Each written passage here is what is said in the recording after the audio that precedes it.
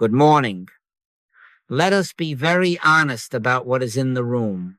You have a rent date on the calendar, a grocery total that seems to stretch, talk of layoffs in the corridor, headlines whispering inflation, and a feeling sometimes loud, sometimes only a hum that your life sits on the desk of a manager who may or may not know your name. And if that is here, it is welcome here. We don't brush it away with pious phrases. We meet it. We meet it as students of principle. We are not here to despise work. Please hear that at once. We are here to end the fear that comes from mistaking the channel for the source. The bold sentence, spoken without bravado, is this: a job is a channel. Source is the I that I am. Money isn't supply. I is supply. I embody supply. Now, if that stirs a protest in the human mind, yes, but the mortgage company wants dollars, not pronouns. Don't be ashamed of the protest. In the human picture, it isn't always easy to accept. I know what it is to sit with the checkbook and wonder. I have done it. And sometimes I have said, I don't know how the form will appear. It hasn't unfolded to me yet, but the principle is not uncertain. I, the indwelling presence, is supply, appearing as form in due season. Our purpose in this hour is not to make anyone mystical in a way that denies rent or shames responsibility. We are not going to float above Tuesday's bills. The Master did not say, ignore the world. He said, seek ye first the kingdom of God and his righteousness, and all these things shall be added unto you. In other words, shift dependence from form to the presence that appears as form. The Lord is my shepherd. I shall not want. That is not a promise to the irresponsible. It is a revelation of source. And he said also, my kingdom is not of this world, which means your economy is not ultimately managed by corporate policy or market charts. Those are channels. Respect them, steward them, but do not worship them. So here is our question, and it is our only question for this beginning. How can I respect my work yet stop depending on it as my source? How can I show up fully, give value, keep promises, and still sleep at night when the rumor mill spins? The answer is not a technique. Don't try. Live it. Exemplify it. We start by acknowledging a fact that can only be known by realization.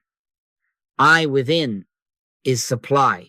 When I consciously make contact with God, I am at one with every idea necessary for my present unfoldment, and that oneness interprets itself in human experience as compensation, as opportunity, as right placement. It may be the current position, it may be another. The form is the channel, the I is the source. We will not today tinker with appearances. We are not economists. We are students of God as the substance of all form. Be still and know that I am God. Be still and know that the fear you feel is the signal that you have tried to make an employer your shepherd. Cease ye from man, whose breath is in his nostrils. Return to the I that I am. That is our work. It is the most practical work you will ever do. So you need not fight your job, and you need not cling to it. You may honor it without bowing down to it. You may do your task with excellence, and you may let the inner government grace order your economy. A job is a channel.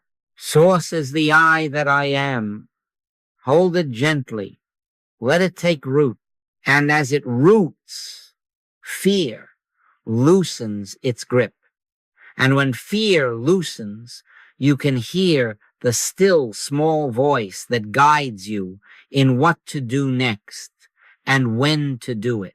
Now we must take up the first dismantling, and we will do it plainly so the mind cannot wiggle around it. Money isn't supply, wages aren't supply, employment isn't supply. These are symbols, carriers, pictures on the screen. In other words, they are forms. To mistake the form for the substance is the root of fear, because forms are variable by nature. They increase and decrease. They come and go. The substance is not variable. Man shall not live by bread alone, but by every word that proceedeth out of the mouth of God. Bread is form, the word is substance. If you try to live by bread alone, by the paycheck alone, you bind yourself to the weather of appearances. If you live by the word, bread is always given in its day. Let us make the distinction so clean it can live in you. A check is a piece of paper. A bank balance is a number. An employer is a human relationship. The cause of any good you have ever known is invisible, interior, living. The check is the lamp. The electricity is within. The job is the faucet. The water is the spring beneath. You do not drink the faucet. You honor it, keep it clean, and you drink the water. I is supply. I embody supply. Not the human I puffing itself up, not egotism, never that. The I that I am, the presence that said to Moses, I am that I am, is the substance of all true form. Christ in you, the hope of glory. When we say I is supply, it is this indwelling Christ we are acknowledging as the law and the life of our economy. Now, here is the trance to be named. We look at a bank balance as if it were life itself. We watch it the way sailors watch a storm glass, and our heart rises or falls with the digits. We look at a supervisor and forget they too are under breath. We act as if that one were the giver of life. We decorate business cards with titles and then tremble at the door of the one who signs them. Don't you see? That is hypnosis. Which of you by taking thought can add 1 cubit unto his stature? You cannot add safety by staring at the numbers, nor can you add dignity by worshiping the names. Safety is in the substance. Dignity is in the source. When I consciously make contact with God, I am at one with the ideas, opportunities, and rightful action that interpret themselves as money, placement, or assistance, and it may come by any channel. The numbers then describe, they do not decree. I have sat with a checkbook and wanted very much to make those figures my savior. And I have said, Father, I don't know how the appearance will come. It hasn't unfolded to me yet, but I know thou art the bread and the word is present. And it is a curious thing. The form has a way of obeying the substance. It may be the expected channel. It may be another. It may be a position extended, an idea that becomes serviceable income, a debt forgiven, a refund that had been wandering the postal system, or a neighbor who happened to need exactly what you do. Don't try. Live it. Exemplify it. Render unto Caesar the bookkeeping of forms. Pay your bills. Keep your agreements, but render unto God your dependence. The Lord is my shepherd. I shall not want is not poetry for funerals. It is economic realism when you know the shepherd is within. So take this into your day. Each time you handle money, silently reclassify it. Symbol, not supply. Each time you walk into the workplace, reclassify it. Channel, not source. Each time your eye falls on the bank app, reclassify it, report, not decree. And then, in the quiet between thoughts, let the truth say itself in you. I is supply. I embody supply. Supply isn't external to me, parceled out by man. It is the living I that I am, unfolding as form in due season. When you stand there, forms can change without threatening you, because the substance, the word, the I, does not change.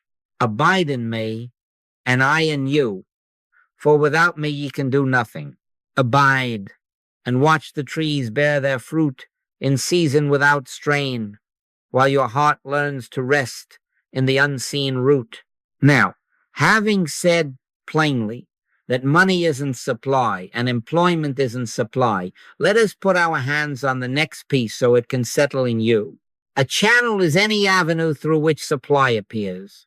Your job, clients, a commission that happens to find you, an idea that ripens into service, a gift, a timing that opens a door, an introduction in the elevator, even a cancellation that frees your hour for the appointment you did not know you needed. In other words, channel is the pathway.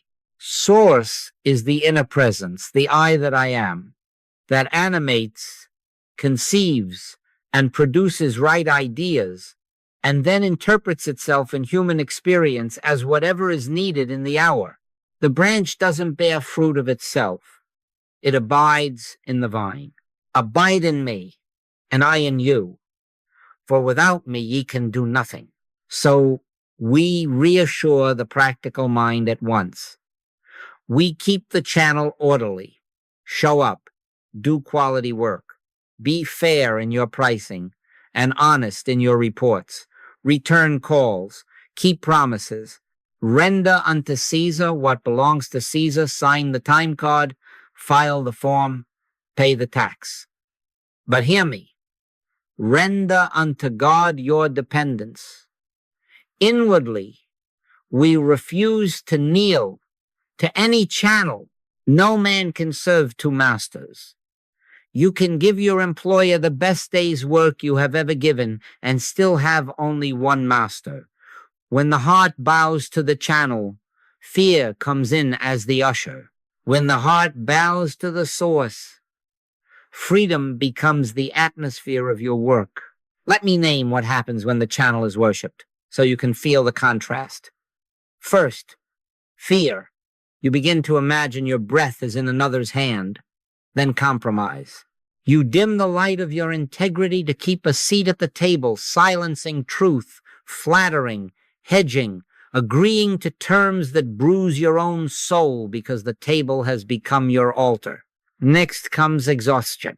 You try to prop up appearances with overwork, frantic networking, and a never-off mind. And right beside exhaustion walks competition-mindedness, the belief that your good depends on another's lack. So you guard, you grasp, and you measure worth by someone else's fall. Don't you see? Kneeling to the channel puts a chain on your ankle. Cease ye from man, whose breath is in his nostrils. Now the remedy is not to disdain the channel. The remedy is a simple inner pivot. Before you go to work, go to source. Before you check the numbers, check your consciousness. Trust in the Lord with all thine heart, and lean not unto thine own understanding. Sit down, if only for a minute, and let the truth state itself within you. I is supply. I embody supply. Father, thou art the life of this day. I am thy transparency. Let thy grace be the government of my economy. Let thy ideas be my assignments. Do you see what that does? You step into the office having already reported to headquarters.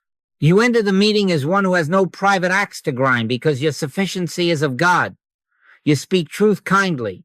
You do excellent work cheerfully. And you let outcomes belong to the presence that sent you. This is very practical. A transparent branch doesn't strain. It abides.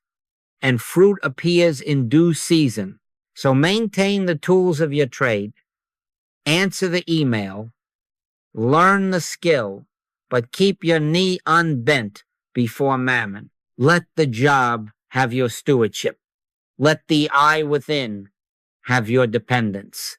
When that order is in place, the same channel that once frightened you becomes a joy, because its coming and going no longer touches your life. And if it goes, another will appear, or the same source will interpret as a fresh idea, a client from an old friendship, a quiet nudge to rest this week and reap next week. Give us this day our daily bread, and you discover that daily bread is not rationed by payrolls, but by presence. Make this pivot your habit.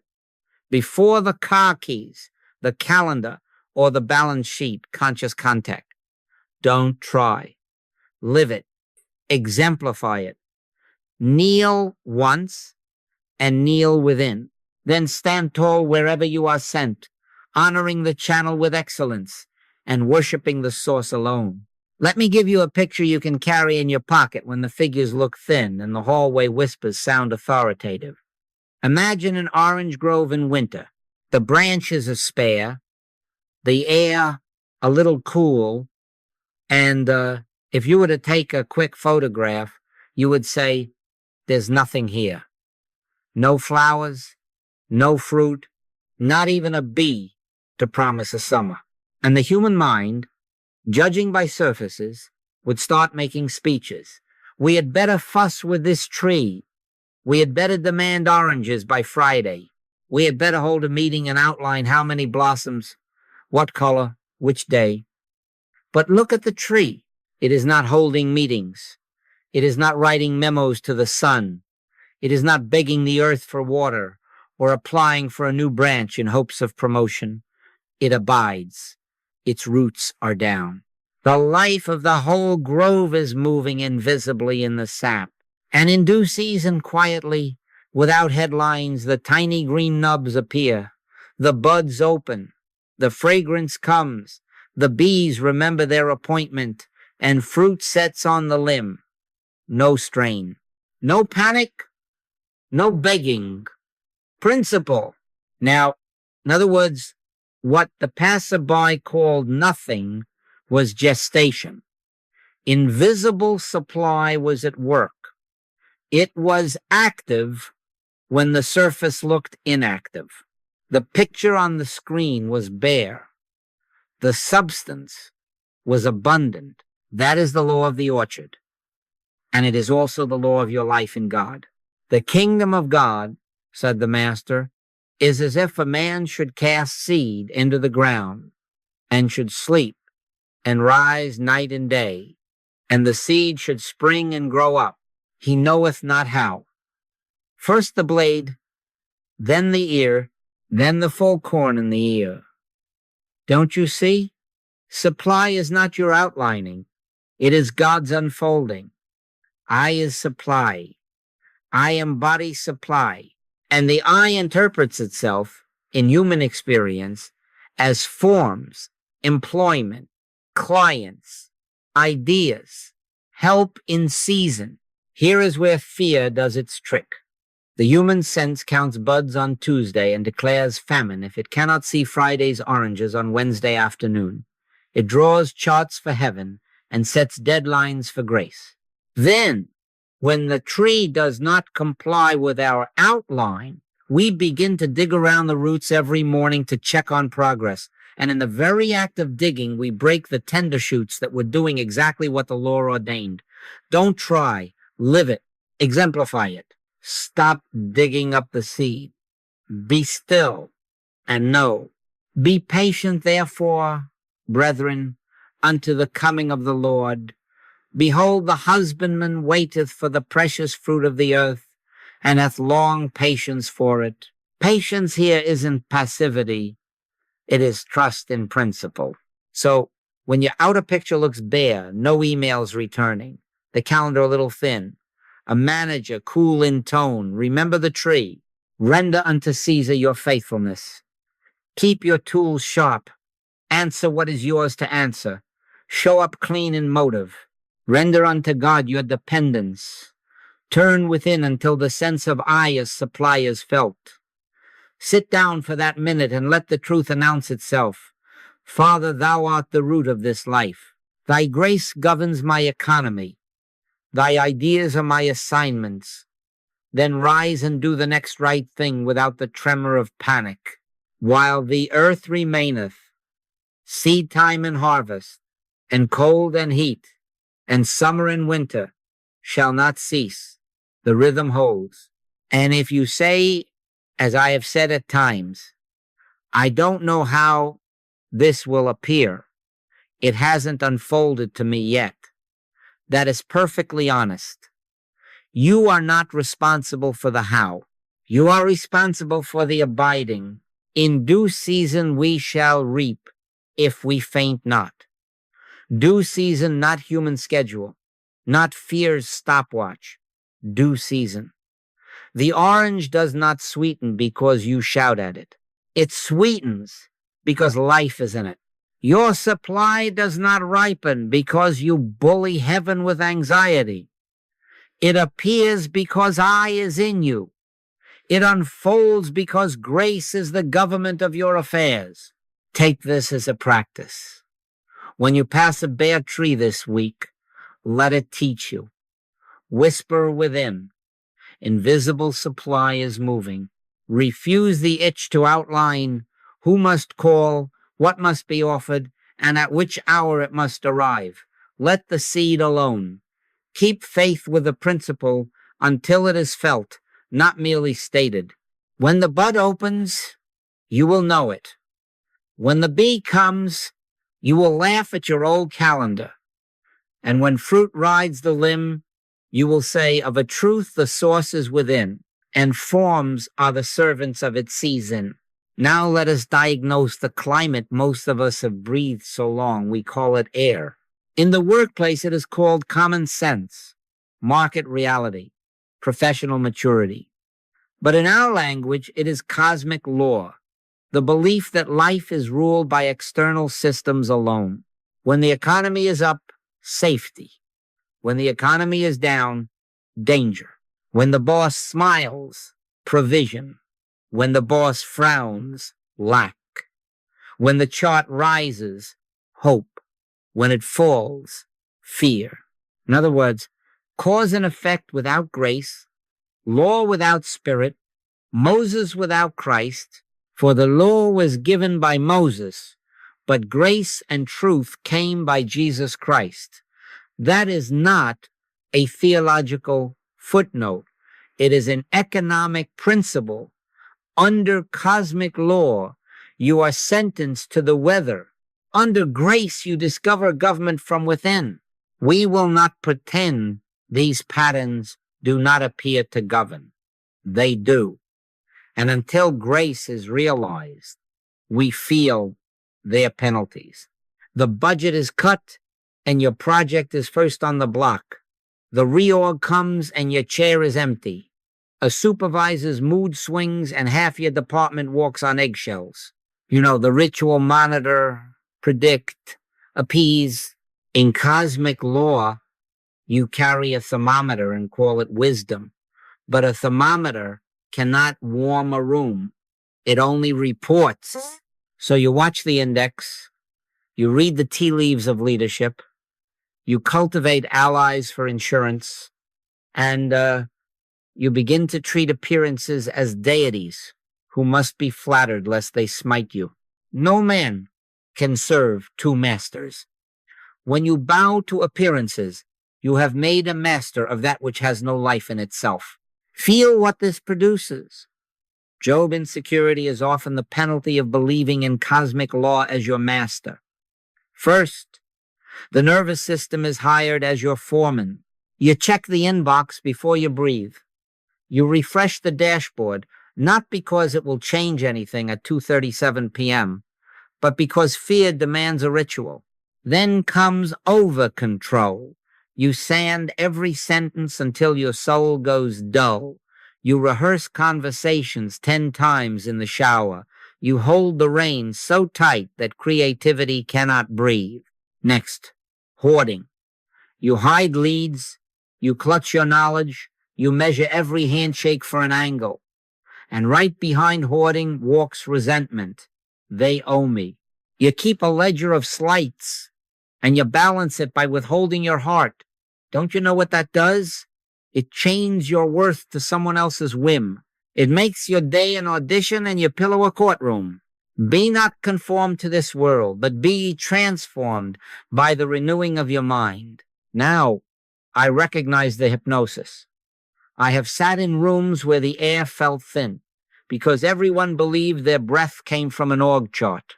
I have looked at the trend line and felt the stomach drop, and I have said, Father, I don't know how this will appear. It hasn't unfolded to me yet. That is honest. We acknowledge the appearance. We do not submit to it as truth. The cosmos has weather. God is the climate. The index may tell you what men believe today. It cannot decree your life if your life is of God. It is the spirit that quickeneth. The flesh profiteth nothing. Flesh here is not the body. It is the whole system of appearances divorced from the living eye. Here is the threshold, and it is not a slogan to be pasted on your monitor. You are only under cosmic law until you achieve the realization of grace. In other words, as long as your dependence is outward, you reap outward penalties. When dependence turns inward, the government changes. The same office, the same boss, the same budget, but a different master. Grace is not permission to be careless.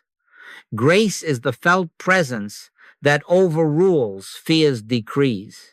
When you make conscious contact, when, even for a minute, the I that I am is more real to you than the report you come under a new economy. Decisions rise from peace instead of panic. Words are clean because you are not buying favor. Action is timely because it is guided, not goaded. My kingdom is not of this world, and yet it appears in this world as poise, as right words, as avenues of usefulness the spreadsheet did not predict. So we do not war against cosmic law. We outgrow it. We respect what must be respected in the scene. Deadlines, budgets, agreements, but we cease worshiping them. Perfect love casteth out fear. And when fear is cast out, the tyranny of cause and effect breaks its hold. The thermometer still gives its reading. Your heart no longer takes its orders. And if, under grace, a channel closes, you are not condemned, you are transferred. Another form appears, or the same form is transformed, because the source was never in the market, never in the mood, never in the manager. It was and is the indwelling. I live there. Exemplifier. And watch how the very room that once felt like a courtroom becomes an altar, not to the channel, but to the presence that governs your economy from within. Now let us look at grace itself, not as a word we have inherited, but as the action of the infinite in the midst of human arrangements. Grace is not earned. It is not a wage. It is not a bargain struck with heaven after we have stacked up enough hours of virtue. By grace are ye saved, not of works, lest any man should boast. In other words, grace is the government of God operating where law and wages have been your master. It is the felt presence that supplies, guides, and protects without asking permission from the visible system. It doesn't despise the system. It simply does not bow to it. My kingdom is not of this world. When that kingdom is consciously contacted, it interprets itself in this world as sufficiency, often quiet, sometimes sudden, always exact to the need of the hour. I can only tell you how it has moved in rooms that, on paper, were closed. There was a week, I remember, the kitchen table, the unpaid invoice, the hiring freeze that made every conversation sound final. And I sat there and said the only honest thing I could say, Father, I don't know how this will appear. It hasn't unfolded to me yet. But thou art the source. Then I put down the pen, and I was still a minute, maybe two. In that pause, a sentence formed. Not an outline, just a sentence. Call the one you helped last spring. My mind objected. The file was old, the budget was frozen, but the nudge was clean. I called, not to angle, just to bless, to ask after their mother. Before I could hang up, the voice said, "You won't believe this. Our sister division was just released to pilot a project we cannot staff." Could you?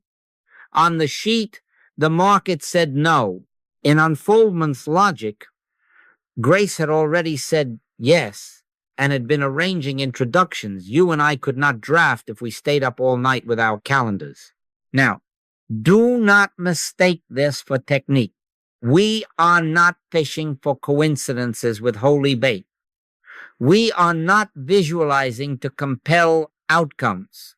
Prosperity preaching often outlines forms and tries to harness spirit to deliver them on schedule. No, don't try, live it. Exemplify it. Grace is not a lever you pull. It is a master you yield to. It does not always open the door you pointed at. It sometimes turns you down the hall to the door you did not know existed. Grace is surrender to divine government, which then interprets as the right idea, the timely call, the course correction, the check that clears, or the courage to say no where fear would have said yes. It is inner rule first, outer addition second. Seek ye first the kingdom of God and his righteousness, and all these things shall be added unto you. This is the New Testament movement in your economy, from law and wages as final authority to grace and truth as living government. For the law was given by Moses, but grace and truth came by Jesus Christ. Under law, you measure, you qualify again, and then you receive if the scales like you that day. Under grace, you abide, you listen, you act as you are sent, and the forms come because the source is already embodied as your very life, not by might nor by power, but by my spirit, saith the Lord. In other words, not by hustle nor human pressure, but by presence. Let me show you how this feels on an ordinary Tuesday. The manager's email lands sharp. Under cosmic law, your fingers answer faster than your heart. You defend, you maneuver, you press, send, and then live with the echo. Under grace, you set the hands in your lap for 1 minute and you return to the I that I am.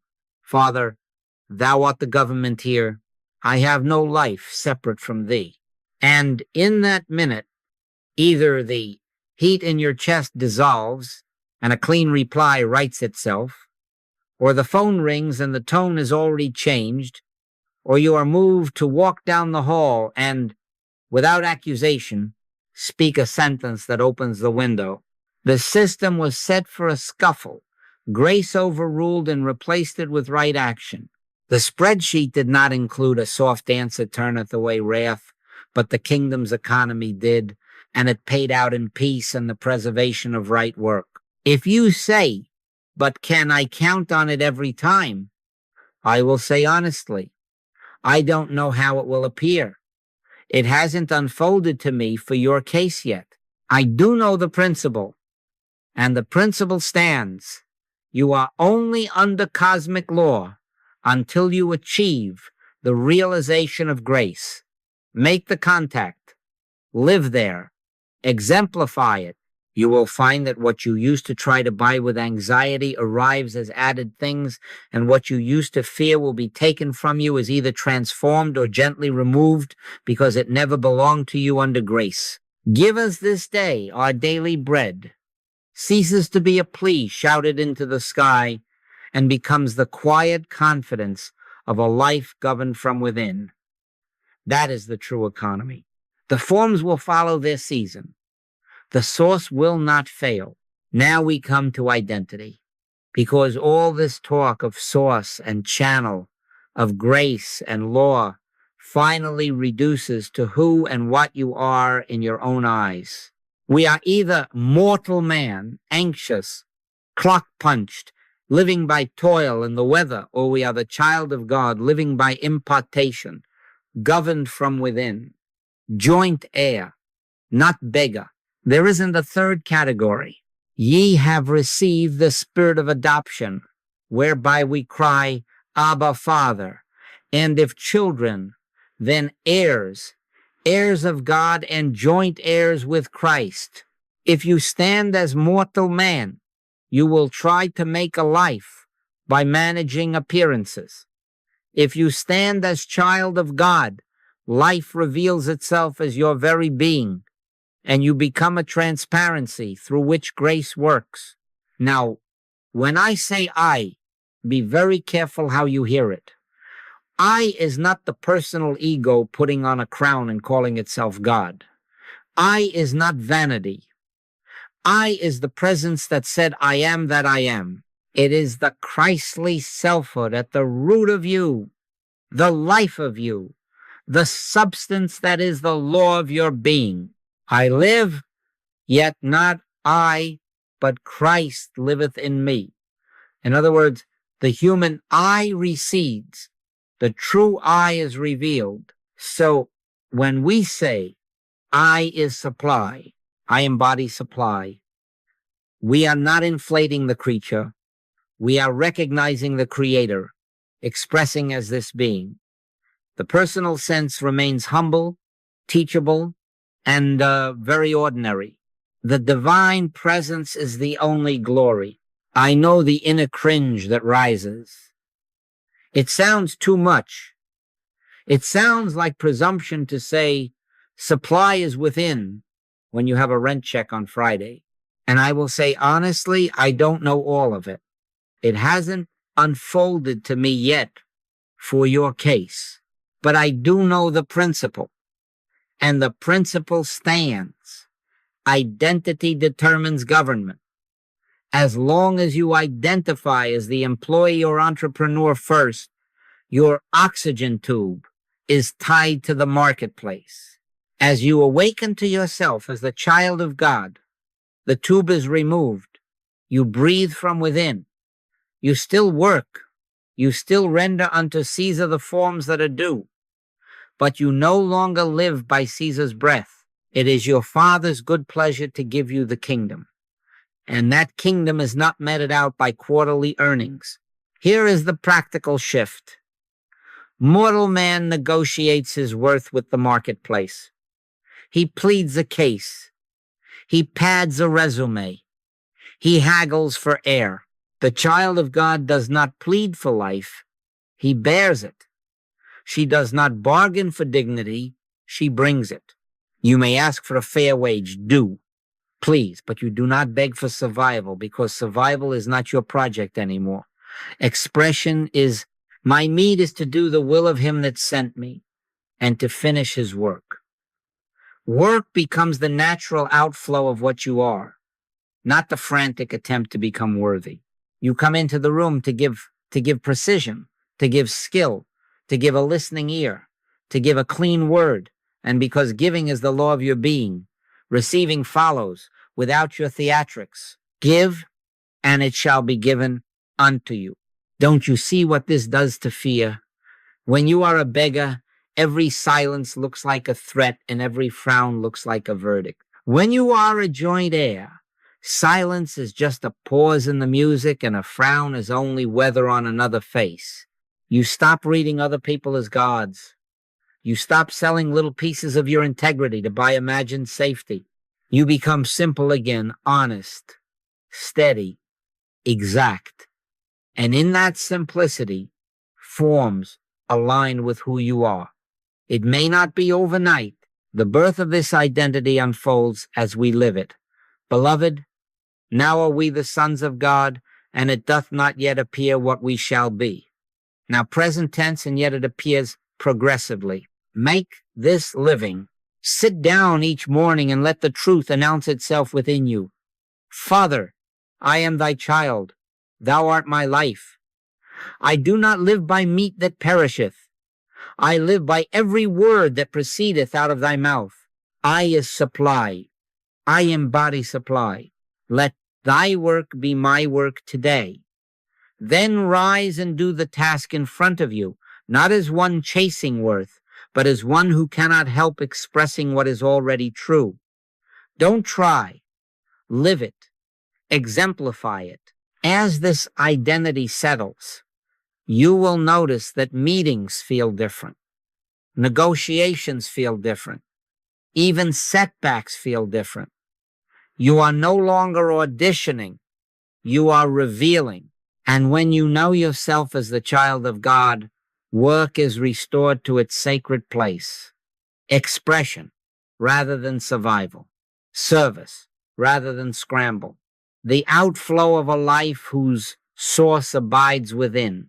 Now, having found our footing in identity, let us tell the truth about time, because here is where many a heart, having seen the light, panics when the room is not instantly rearranged to match it. Supply unfolds on the timetable of consciousness, not the timetable of fear. The vision is yet for an appointed time. Though it tarry, wait for it. It will surely come. It will not tarry. In other words, what is conceived within today may not be born on your desk by Friday. This is not failure. This is gestation under grace. Think of it as conception and birth. A right idea can be conceived in prayer this morning. A nudge to study. A pattern for new service. A quiet assurance that your good is already established, and yet it may not wear the costume of currency for weeks, months, sometimes years. First the blade, then the ear, then the full corn in the ear. I have seen, and I suppose you have too, that an idea appears inside as peace or clarity, long before it appears outside as payroll. Sometimes it is conceived today, and the birth is the same day. Sometimes it takes 3 years or 5 years for the birth to take place. If you ask me why, I will be honest. I don't know how it will appear for you. It hasn't unfolded to me yet. But the principle stands. Unfoldment is progressive. Money isn't supply. I is supply. The forms are the footsteps of the inner realization, and footsteps take time. Now here is the great temptation in the interval between conception and birth. The mind says, hurry the midwife.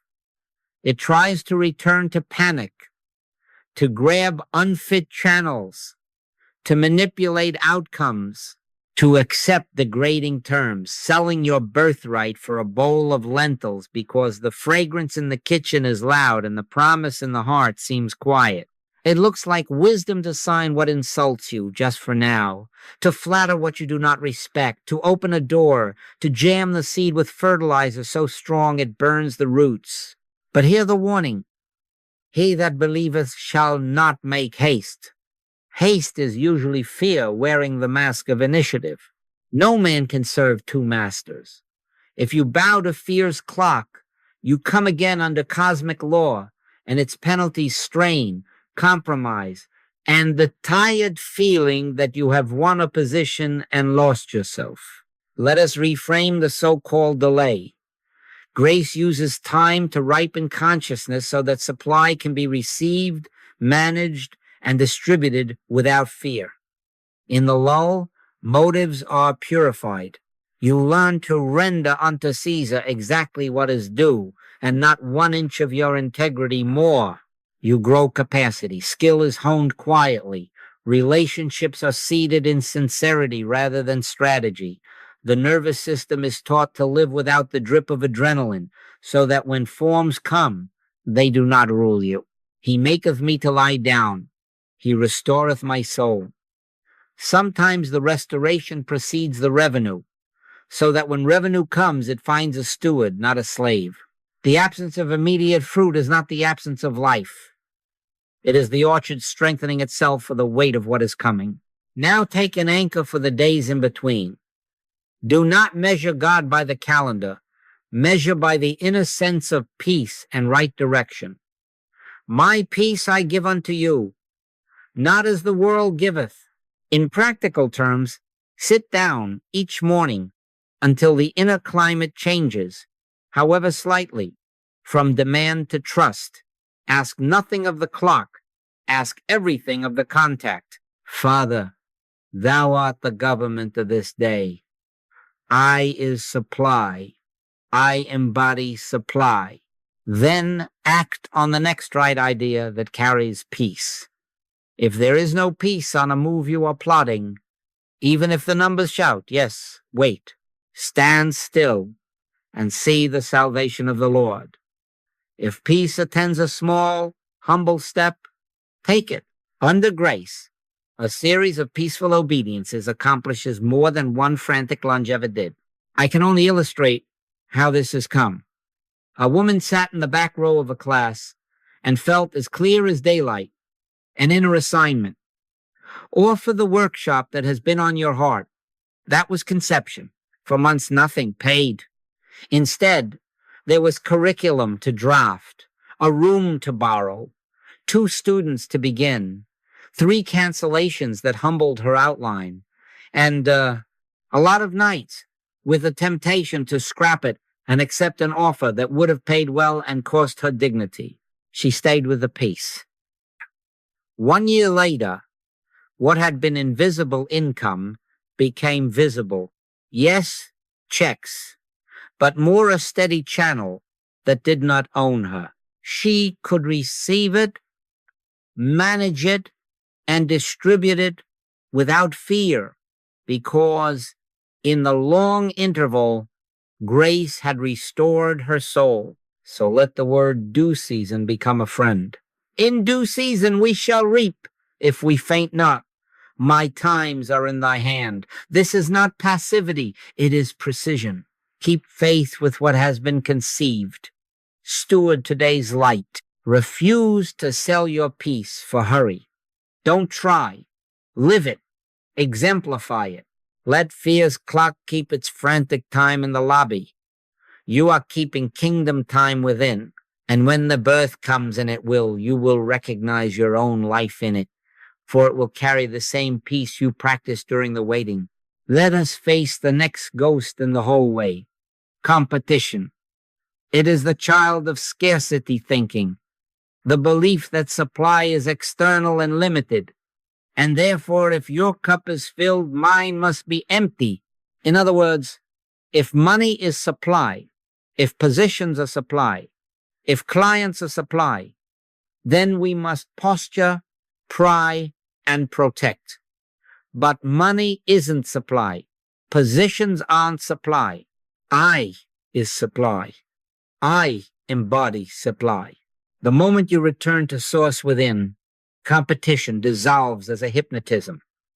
And love, yes, love becomes the most practical economics you know. Charity envieth not. Why? Because love knows there is no loss in another's gain when the fountain is won.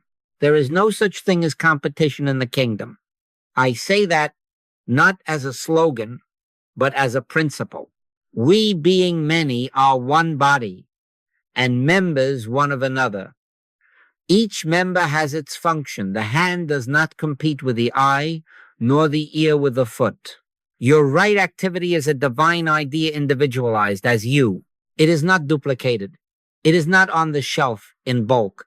It is not at the mercy of someone else's resume. A man's gift maketh room for him, not a man's scramble, a man's gift. When you stand in the awareness, even a little, that your activity is the outflow of the I that I am, you cease auditioning for a role that already has your name on it. You bless others into their roles and discover there was no real overlap, only appearances that frightened you when you were looking out instead of in. Bring this to Tuesday morning, where the inbox is crowded and the room is full of bright faces, all aiming at the same rung, and the budget memo is thin. Colleagues, layoffs, AI, outsourcing. These are the headlines. Under cosmic law, they appear as wolves circling your sheep. Under grace, they are just weather. They may alter the costume of your work, but they cannot touch the life of your work. I have set before thee an open door, and no man can shut it. No algorithm can shut it. No reorg can shut it. If a channel closes, you are not dispossessed. You are transferred. Why? Because the source was never in the channel.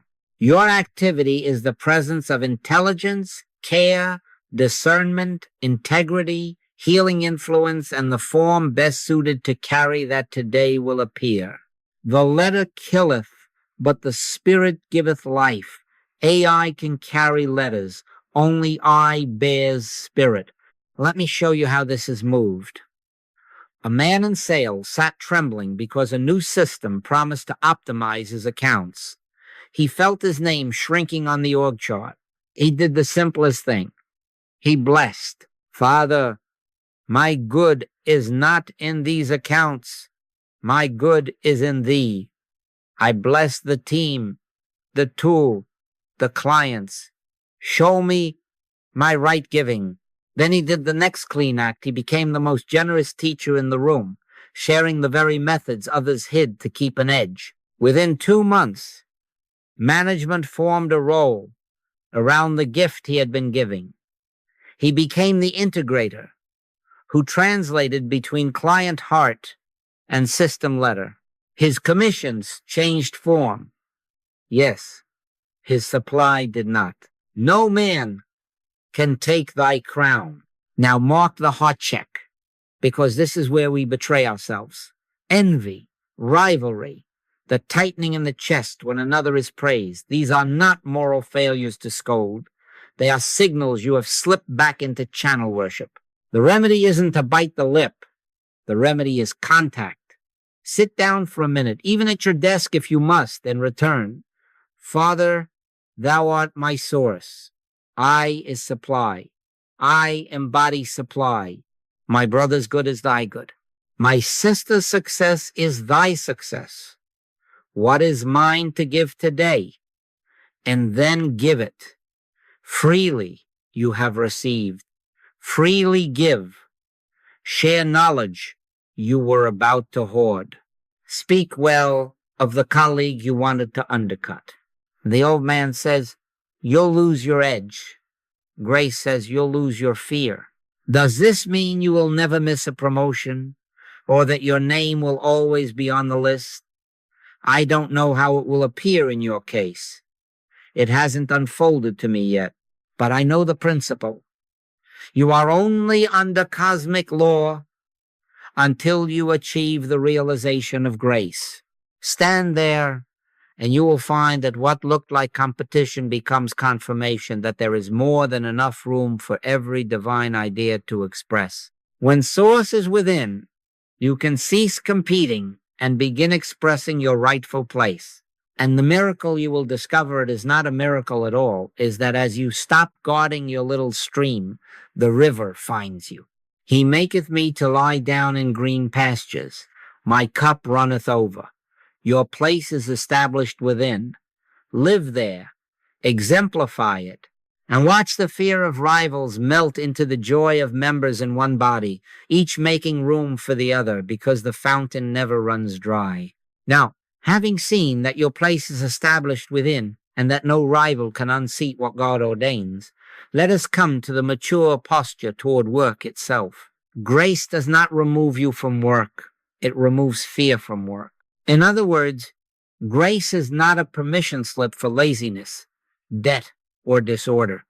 It is the end of strain, not the end of stewardship. Let all things be done decently and in order. Owe no man anything but to love one another. The inner teaching that I is supply never excuses the outer man from honesty, timeliness, accuracy, and clean accounts. God is not the author of confusion. Grace is order, quiet, exact, and dependable. Therefore, what is right action under grace? Show up. Keep your word. Do the work that is yours to do today. Sharpen your skill as an act of worship. Study to shew thyself approved, a workman that needeth not to be ashamed. Return emails, keep agreements, tell the truth, deliver what you promised. And if you discover you cannot, say so early with humility. But do it all in a new spirit. You do not wrench at the task to wring life out of it. You let life pour through the task. Whatsoever ye do, do it heartily, as to the Lord. The hands are active, the heart is at rest, the clock is attended, the soul is unhurried. Be still, and know that I am God, even as you edit the line, or drive the route, or balance the column.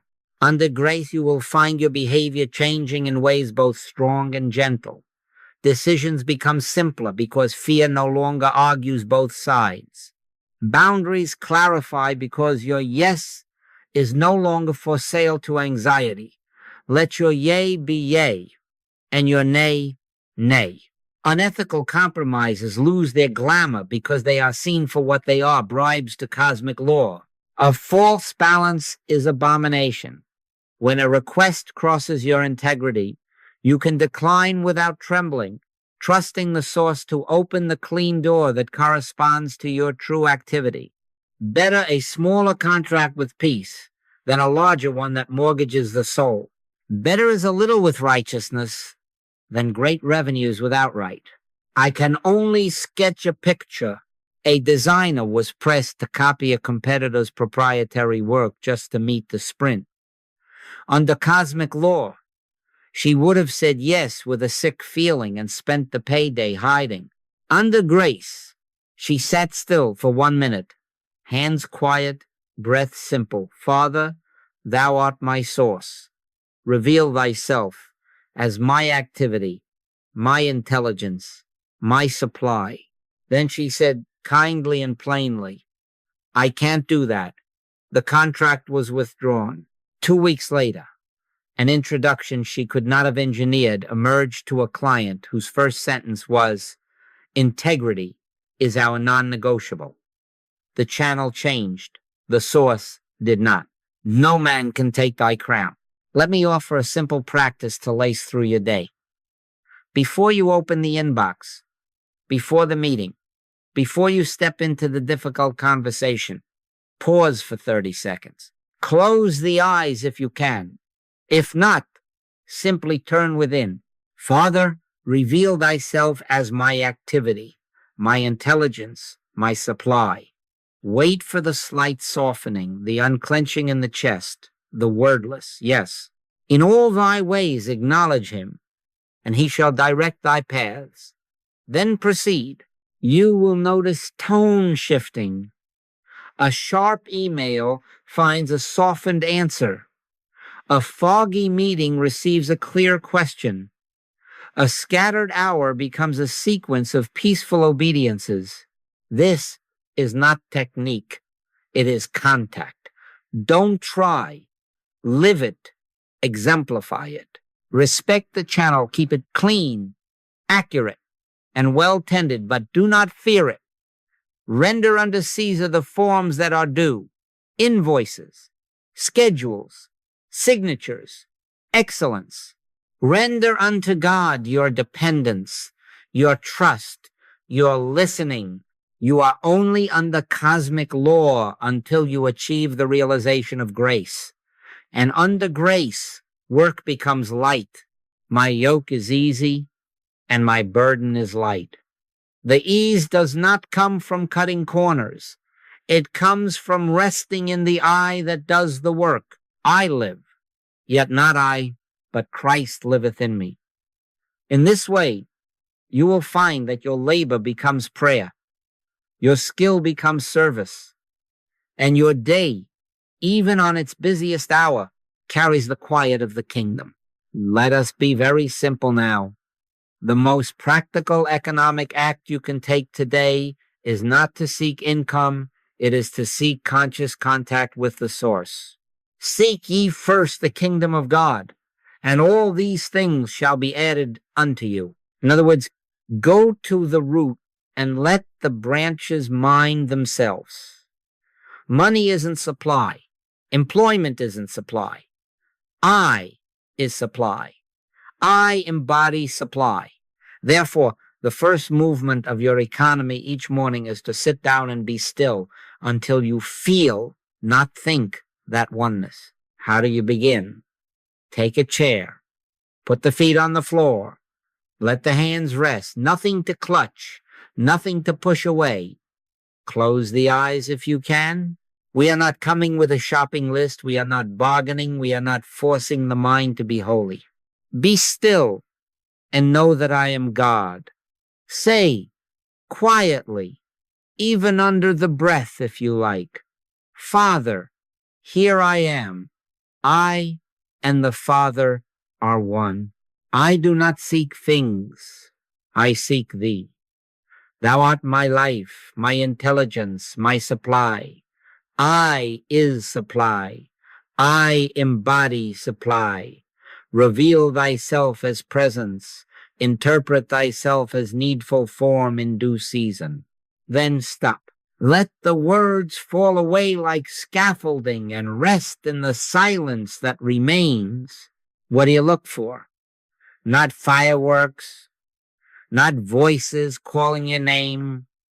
Look for the small release, the shoulders lowering, the breath that no longer needs your management, the unclenching behind the ribs.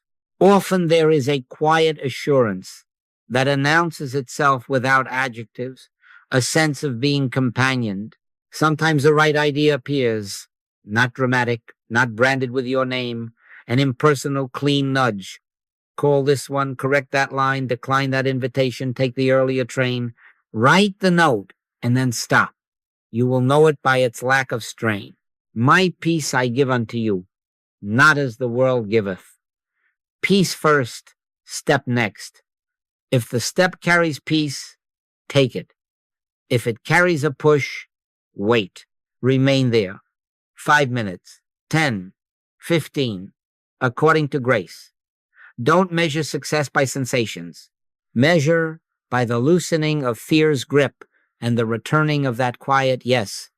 And if it does not come easily, do not manufacture it. Do not make affirmations into hammers. Sit simply. If the mind chatters, let it. You are not the chatter. You are the awareness in which it chatters.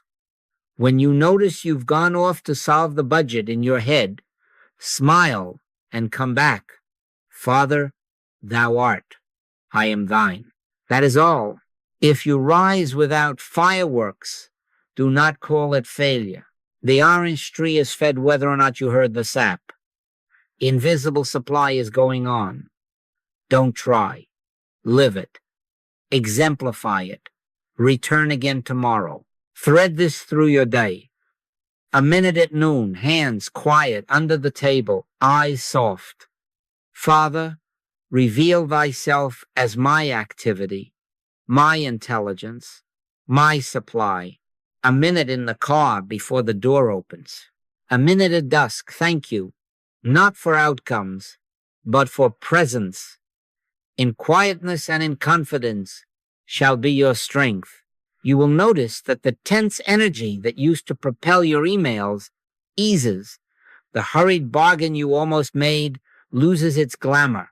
A right word arrives in time, not by might nor by power, but by my spirit. Under cosmic law, you chase outcomes and pay in fear.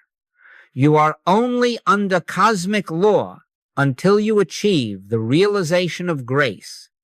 Conscious contact is that realization beginning. It is the open door by which the kingdom's economy interprets itself as your forms, sometimes the check, sometimes the idea, sometimes the courage to say, no, that makes room for the yes already on its way. Give us this day our daily bread ceases to be a plea and becomes the daily experience of sufficiency governed from within. Let the I within be felt as presence. Let it interpret itself as needful form. Keep this one appointment and watch how your calendar, your accounts, your conversations take their rightful places as added things. The Lord is my shepherd. I shall not want. Now let us bring this down to the moment when the room tilts. The email lands. The calendar invite with no agenda appears from a manager who doesn't usually write. A rumor runs ahead of itself in the hallway, and you feel the stomach drop, the hands go cold. That is the hypnotism of channel worship returning to claim you. In that instant, do the immediate inner move. Withdraw power from the appearance.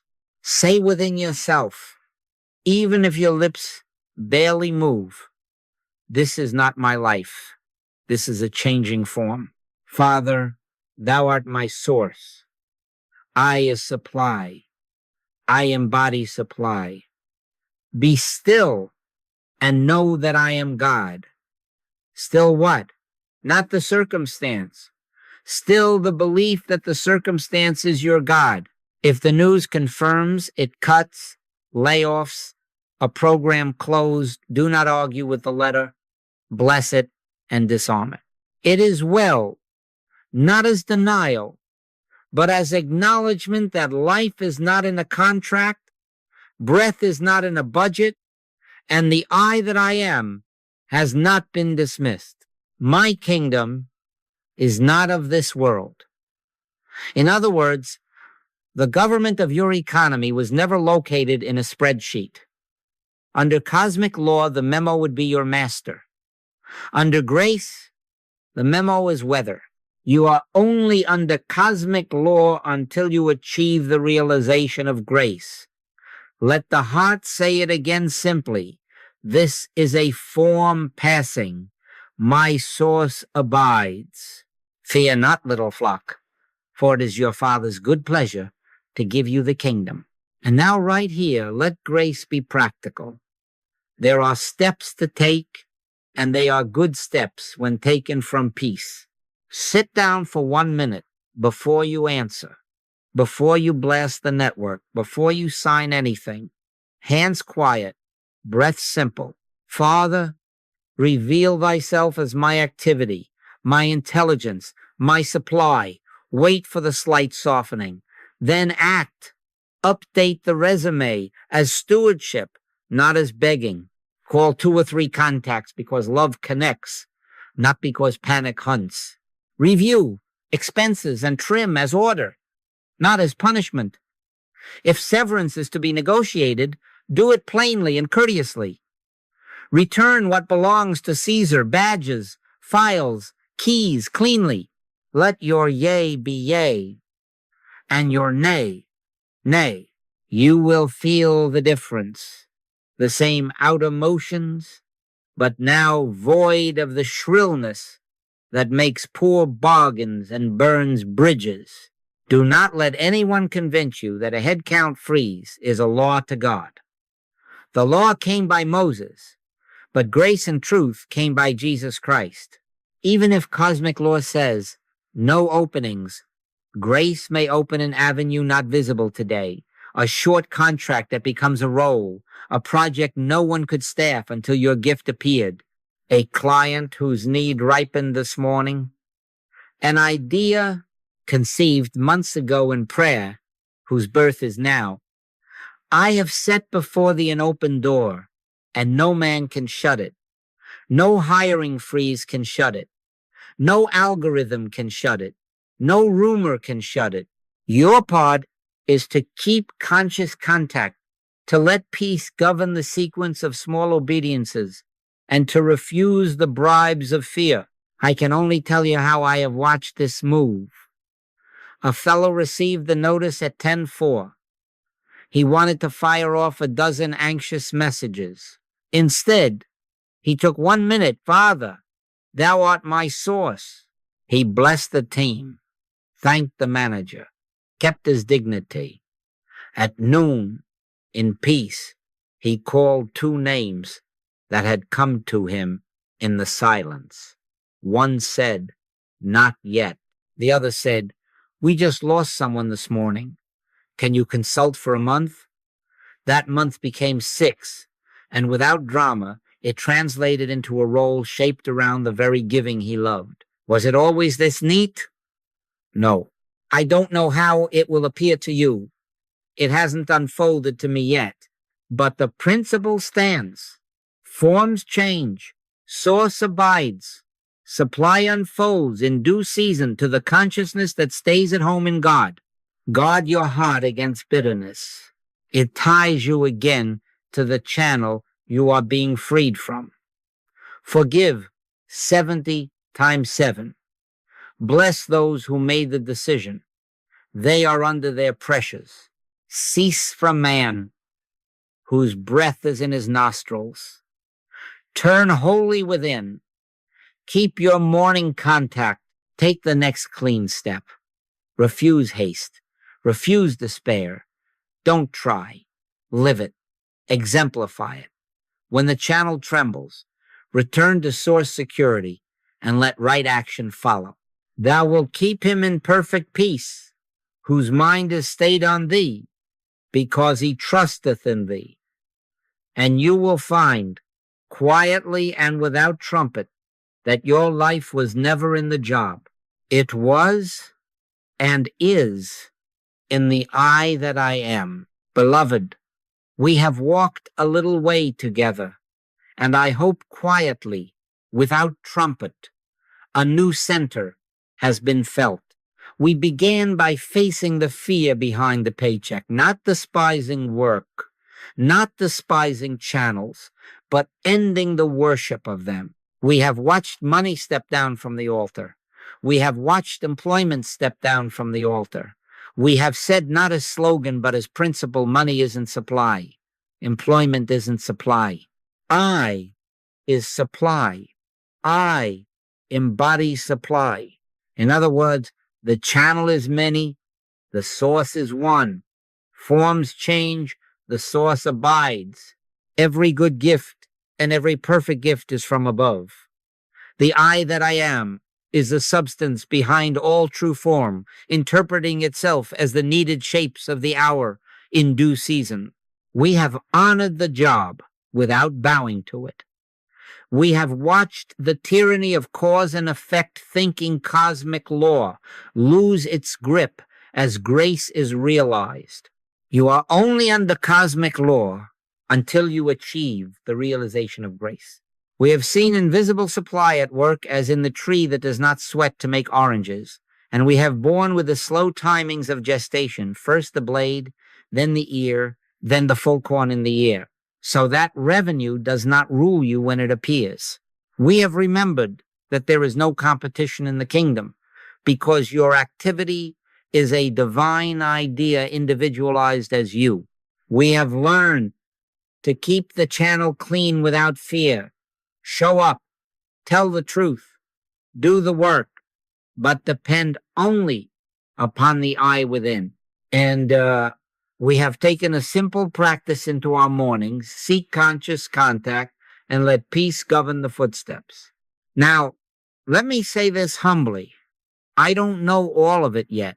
It hasn't all unfolded to me. And you will have moments when the old hypnotism whispers again. Hurry. Depend on the letter. Bow to the budget. You may forget for an hour, a day. That is not failure. That is rehearsal for remembering. The seed has been planted. He which hath begun a good work in you will perform it. The principle, once tasted, does its own work. It calls you home with the simplest of words. Father, thou art my source. I is supply. I embody supply. So take a gentle commitment, not as a vow to impress heaven, but as a practical experiment in grace. For the next 7 mornings, before you look at anything, sit 5 minutes in stillness. Seek ye first the kingdom of God. Say it simply, I and the Father are one. I do not seek things, I seek thee. Then wait for the softening, and let one peaceful step rise for the day. Through the day, pause for a minute before the meeting, the email, the decision. Acknowledge him in all your ways. Watch before any form has changed, how fear lessens, how tone softens, how right words come without strain. This is the kingdom's economy governing from within. The adding of things will follow its own timetable. And here is your reassurance, and I mean it as a benediction. Nobody who has recognized even a little the security of source within ever returns completely to Jabba's savior thinking. Taste and see that the Lord is good. Once you taste, the old dependence loses flavor. You may be tempted. You may rehearse the old lines. But something in you will not sign the old contract with fear. My sheep hear my voice, and no man shall pluck them out of my hand. The kingdom within has been recognized. You are new in your economics, not by might, nor by power, but by my spirit. So go in this simplicity. Don't try. Live it. Exemplify it. Render unto Caesar the forms that are due. Render unto God your trust and your listening. May the Lord bless thee and keep thee, and may his peace be the atmosphere of your work. My peace I give unto you, not as the world giveth. The open door is before you, and no man can shut it. Walk through, not as one begging from a system, but as the child of God, joint heir with Christ, under grace. And in the quiet of your own heart, say it once more, and let it be true. I is supply. I embody supply. The source is within. The channels will appear. You won't go back to the old dependence. The principle has taken root.